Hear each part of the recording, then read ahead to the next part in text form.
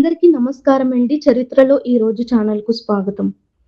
పాములపర్తి వెంకట నరసింహారావు గారు 2004వ సంవత్సరంలో డిసెంబర్ 23వ తేదీ నాడు మరణించారు.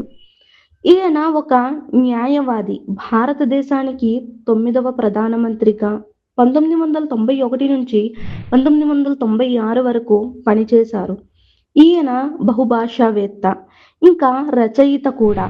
ఈ పదవిని అధిష్ఠించిన దాక్షిణాత్యుడు, ఒకే ఒక్క తెలుగువాడు. భారత ఆర్థిక వ్యవస్థలో విప్లవాత్మకమైన సంస్కరణకు బీజం వేసి కుంటుతున్న వ్యవస్థను తిరిగి పట్టాలెక్కించిన ఘనతను సొంతం చేసుకున్న వ్యక్తి. అదే సమయంలో దేశ లౌకిక విధానాలకు సంబంధించిన బాబ్రీ మసీదు కూల్చివేత కూడా ఆయన ప్రధానమంత్రిగా ఉన్నప్పుడు జరిగింది. 1957వ సంవత్సరంలో శాసనసభ్యుడిగా రాజకీయ జీవితం ఆరంభించిన పివి ఆంధ్రప్రదేశ్ రాష్ట్ర మంత్రిగా, ముఖ్యమంత్రిగానే కాకుండా కేంద్ర రాజకీయాలలో కూడా ప్రవేశించి ప్రధానమంత్రి పదవిని చేపట్టారు.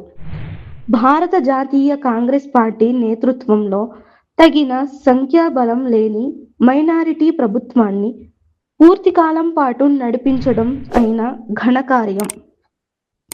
మా ఛానల్ను లైక్ చేయండి, సబ్స్క్రైబ్ చేయండి, షేర్ చేయండి. కింద కనిపిస్తున్న బెల్ ఐకాన్ను ట్యాప్ చేయండి ఫ్రెండ్స్. Thank you.